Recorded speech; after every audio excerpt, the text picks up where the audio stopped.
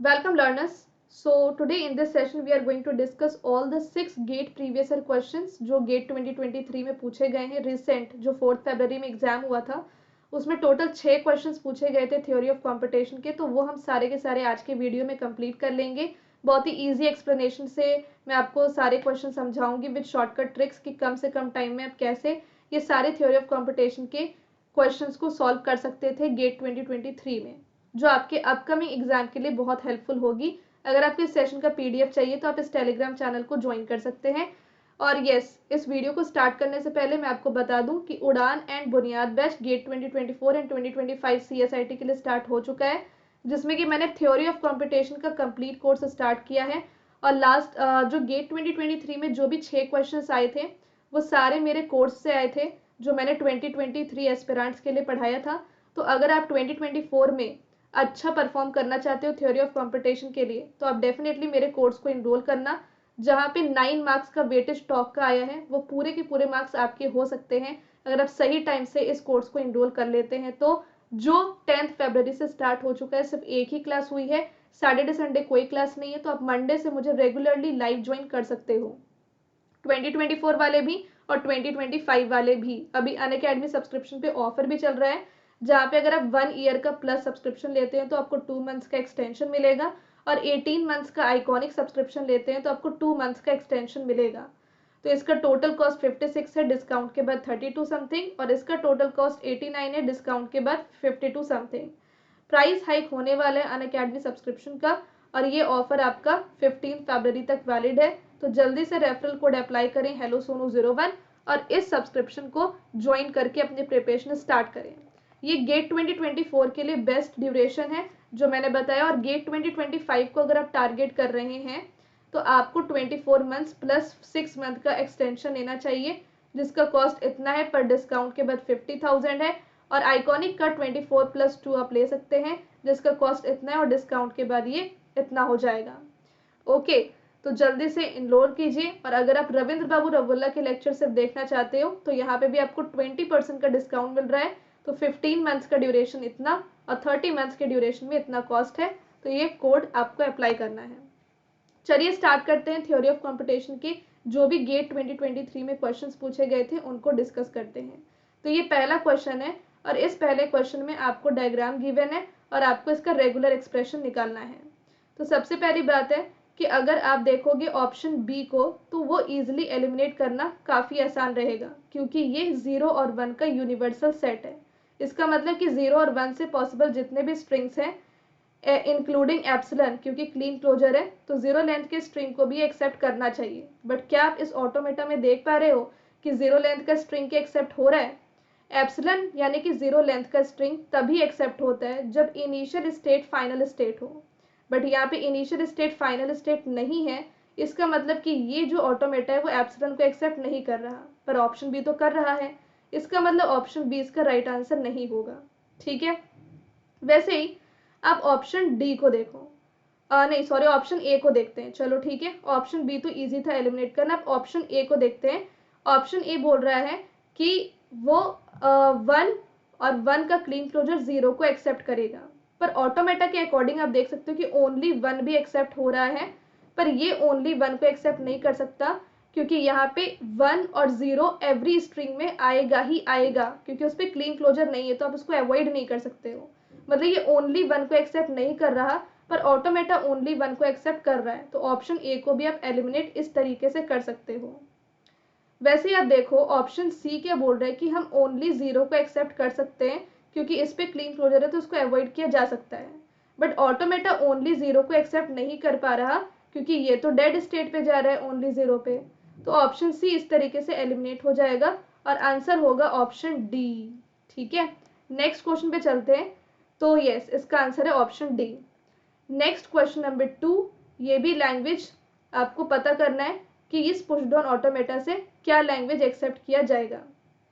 अब इस क्वेश्चन को आप ध्यान से देखें, इसमें क्या हो रहा है कि आपको कम से कम अगर Q0 से Q2 पे जाना है तो top of the stack A होना चाहिए। वैसे Q0 से Q1 जाना है तो top of the stack A होना चाहिए, और कैपिटल A को हम टॉप ऑफ द स्टैक में तभी पुश कर पाएंगे जब हम स्मॉल a को रीड करेंगे, है ना। तो स्मॉल a कम से कम 1 होना चाहिए। तो a की पावर अगर m है तो m शुड बी एटलीस्ट 1 और ग्रेटर देन दैट। तो इसलिए a की पावर m, ये चीज़ तो ये कंडीशन तो सारे ऑप्शन में गिवन है। चलो ठीक है, अब a जब पुश होगा तभी तो b उसको पॉप कर पाएगा। तो देयरफॉर जो नंबर ऑफ एज है वो नंबर ऑफ बी से ज़्यादा है। ठीक है, तो m should be greater than n। तो ऑब्वियसली इसका राइट आंसर क्या होगा, ऑप्शन नंबर ए होगा। तो आई होप आपको ये चीज़ क्लियर हो गई होगी कि राइट आंसर इसका ऑप्शन ए है। नेक्स्ट क्वेश्चन नंबर 3 है। तो इसमें आपको बताना था कि रेगुलर एक्सप्रेशन गिवन है तो इसका करस्पॉन्डिंग NFA क्या होगा। तो NFA में तो एप्सिलॉन मूव भी अलाउड होते हैं। अब यहाँ पे आपको दे रखा है लेटर और लेटर प्लस डिजिट का क्लीन क्लोजर। तो इसका मतलब ये ओनली लेटर को एक्सेप्ट करेगा, क्योंकि इन पूरे पे क्लीन क्लोजर लगा है तो उसको अवॉइड कर सकते हैं। तो ओनली लेटर ये भी एक्सेप्ट कर रहा है, ये भी कर रहा है, ये भी कर रहा है। चलो ठीक है, तो एलिमिनेशन तो पॉसिबल नहीं है। बट अगर आप ऑप्शन ए को ध्यान से देखें तो ये क्या बोल रहा है कि हम लेटर और डिजिट को एक्सेप्ट नहीं कर सकते। पर ये जो आपका रेगुलर एक्सप्रेशन है उसमें लेटर और उसके बाद डिजिट को एक्सेप्ट किया जा सकता है, क्योंकि लेटर के बाद ये यूनिवर्सल इसका क्लीन क्लोजर हो रहा है। तो लेटर के बाद आप डिजिट को ले सकते हो। बट यहाँ पे लेटर के बाद जब डिजिट आ रहा है तो चलो वो भी एक्सेप्ट हो रहा है, ठीक है, कोई प्रॉब्लम वाली बात नहीं है। बट यहाँ पे लेटर के बाद अगर डिजिट और डिजिट के बाद दोबारा लेटर आए तो वो एक्सेप्ट ये कर रहा है, पर ये नहीं कर रहा। लेटर डिजिट उसके बाद आप लेटर पे जा ही नहीं सकते हो, इसलिए ऑप्शन ए एलिमिनेट हो गया। क्योंकि यूनिवर्सल सेट है लेटर और डिजिट का, तो वो लेटर और डिजिट की कोई भी स्ट्रिंग को अज्यूम कर सकता है। ऑप्शन बी को देखो, तो ऑप्शन बी यहाँ पर लेटर को शुरू में लिख रहा है और ये जो है वो यूनिवर्सल सेट है लेटर और डिजिट का ऑटोमेटा में, क्योंकि यहाँ पे आप जा रहे हो letter, any number of letter को आप एक्सेप्ट कर रहे हो और डिजिट का भी लूप बना करके एनी नंबर ऑफ डिजिट को एक्सेप्ट कर रहे हो। तो यस, ऑप्शन बी सही होगा, क्योंकि लेटर और डिजिट का लूप ये बना पा रहा है। पर ऑप्शन सी गलत क्यों है, क्योंकि ऑप्शन सी में आप लेटर को एक्सेप्ट नहीं कर पा रहे, बल्कि अपना जो रेगुलर एक्सप्रेशन है वो लेटर को एक्सेप्ट कर पाएगा। कैसे, यहाँ पे आप लेटर को लो और यहाँ पे लेटर और डिजिट का यूनिवर्सल सेट, तो आप सिर्फ लेटर ले सकते हो।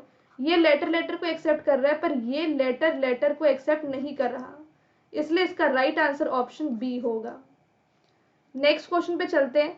तो this is the fourth question. तो आपको ये ग्रामर दे रखा है और आपको बताना है कि इस ग्रामर के द्वारा जो लैंग्वेज जनरेट हुआ है उसके बारे में क्या सही है। तो ये ये ग्रामर आपको दे रखा है, ठीक है। अब आप देखो कि इस ग्रामर में क्या चीज़ें हम एक्सेप्ट कर सकते हैं और क्या नहीं कर सकते हैं। Option D again universal set दे रखी है। हमेशा इस टाइप के क्वेश्चन में यूनिवर्सल सेट पे पहले अटैक करते हैं, क्योंकि वो आराम से एलिमिनेट हो जाती है अगर होनी होती है तो। यूनिवर्सल सेट ए और बी का है, मतलब कि एप्सिलॉन एक्सेप्ट होना चाहिए क्योंकि क्लीन क्लोजर है। पर यहाँ पर एप्सिलॉन तो एक्सेप्ट हो ही नहीं सकता, क्योंकि एप्सिलॉन का तो यूज ही नहीं किया गया। तो ऑप्शन डी आप ऐसे ही एलिमिनेट कर सकते हो। अब ऑप्शन सी पे चलते हैं। वो क्या बोल रहा है कि आप ओनली ए और ओनली बी भी एक्सेप्ट कर सकते हो। हाँ, तो एस एक्स के पास जाएगा और एक्स ओनली ए या ओनली बी एक्सेप्ट कर सकता है, ठीक है। बट ऑप्शन सी के अकॉर्डिंग ए भी एक्सेप्ट हो सकता है। क्या हो पाएगा इस स्ट्रिंग के द्वारा, कैसे, ये लो ए, ये लो बी और यहाँ से ए ले लो, क्योंकि इन दोनों में से कोई एक ही लोगे। तो ऑप्शन सी के अकॉर्डिंग ए भी ए एक्सेप्ट होना चाहिए, पर ग्रामर क्या कर पा रहा है। तो एस स्टार्ट सिंबल है और ए हमें शुरू में चाहिए, फिर एस और फिर बी।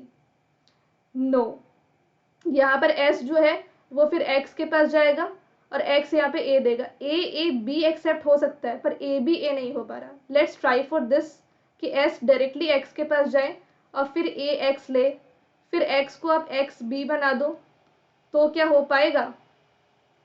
तो ए एक्स नो, मतलब कि ऑप्शन सी भी एलिमिनेट हो गया, क्योंकि जो स्ट्रिंग्स ऑप्शन सी एक्सेप्ट कर सकता है वो ग्रामर नहीं कर पा रहा। अब ऑप्शन ए को देखो, तो ऑप्शन ए क्या है, ए का क्लीन क्लोजर, ए प्लस बी, बी का क्लीन क्लोजर। तो ऑब्वियसली यहाँ पर ऑप्शन बी आपका सही होगा, क्योंकि यहाँ पर एनी नंबर ऑफ एज आ रहे हैं और एनी नंबर ऑफ बीज, इक्वल नंबर के एज आ रहे हैं और इक्वल नंबर के बीज आ रहे हैं, ठीक है। और एस जो है वो एक्स के इक्वल है, जहाँ पे ये चीज़ जो होती है वो ए प्लस बी को बता रही है। तो यस, ए प्लस बी यहाँ पर बीच में आएगा। तो Kleene closure, B Kleene closure, and yes, option A is the right answer. क्योंकि सारे स्ट्रिंग्स ऑप्शन ए के ही एक्सेप्ट कर पा रहा है। और ये कहना गलत है, क्योंकि अगर इसका रेगुलर एक्सप्रेशन हम बना पा रहे हैं दैट मीन्स कि ये ग्रामर रेगुलर है। ओके, तो that is why option A इसका राइट आंसर होगा। नेक्स्ट क्वेश्चन पे चलते हैं, क्वेश्चन नंबर 4। तो ये लैंग्वेज आपको दे रखा है और आपको बताना है कि कितने स्टेट्स होंगे मिनिमल डीएफए में, जहाँ पे आपका जो डीएफए है उसमें 3 या 3 से ज़्यादा वंस नहीं आने चाहिए।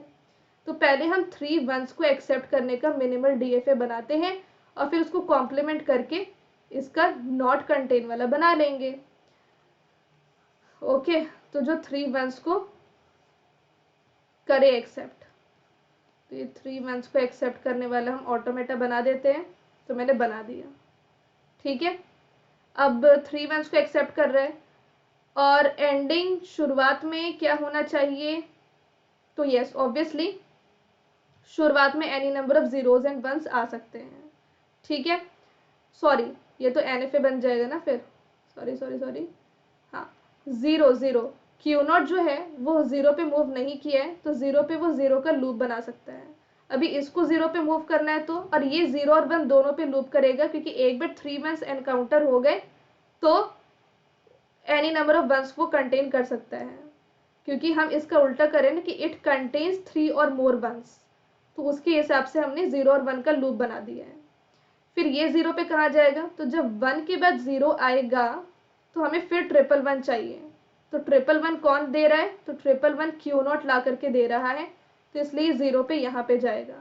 और Q2 भी 0 पे यहाँ पे जाएगा, क्योंकि 1 के बाद अगर ये 0 पे मूव करने की कोशिश करेगा फिर 111 हमें चाहिए, तो वो कौन ला करके दे रहा है, क्यू नॉट।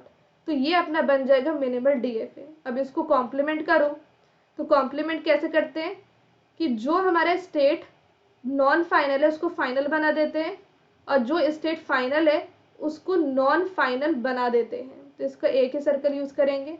और अब आप देख सकते हो कि ये एक ऐसा डीएफए है जो 111 को एक्सेप्ट नहीं कर रहा और ना उससे ज़्यादा वंस को एक्सेप्ट कर रहा है। दैट मीन्स कि जो मिनिमल डीएफए में स्टेट्स होंगे वो 4 होंगे।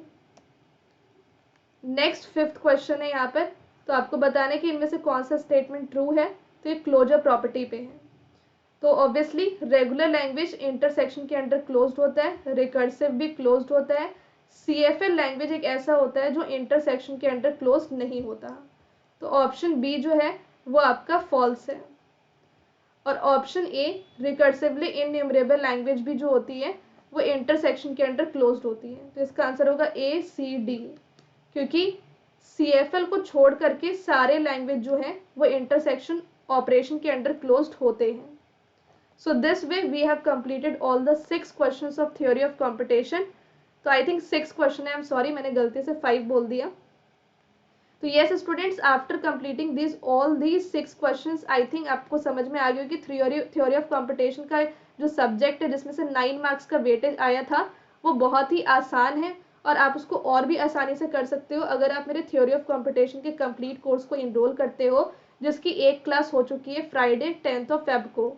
इसकी डेली क्लास की टाइमिंग 7 PM to 8:30 PM होगी। आप मंडे से मुझे रेगुलरली ज्वाइन कर सकते हो। अभी भी आप लेट नहीं हुए हो तो जल्दी से आप इनरोल कर लो इन दोनों बैचेस में। ये मेरा कंप्लीट शेड्यूल है कोर्सेज का, जहाँ पे कंप्यूटर नेटवर्क भी चल रहा है, टॉक स्टार्ट हो चुका है और OS is the next target. तो इस तरीके से हमारा पूरा गेट का सिलेबस लाइव कंप्लीट हो जाएगा 7 जून तक, और फिर हम यहाँ पर जुलाई से नवंबर फिर से इस शेड्यूल को रिपीट करेंगे।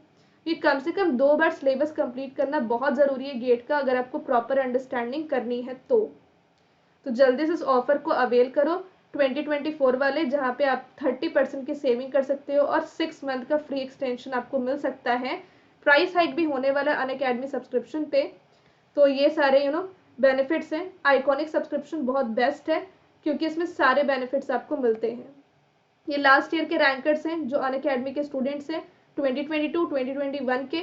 और yes, plus subscription iconic subscription दोनों में ही आपको प्रैक्टिस क्वेश्चंस मिलते हैं, पर आइकॉनिक में ही आपको CSIT वर्कबुक मिलता है, और प्लस सब्सक्रिप्शन आइकॉनिक दोनों पे टेस्ट सीरीज मिलती है, पर डाउट फीचर सिर्फ आपको आइकॉनिक पे मिलता है, और बुक्स भी आपके घर तक डिलीवर होती है सिर्फ आइकॉनिक पे ही।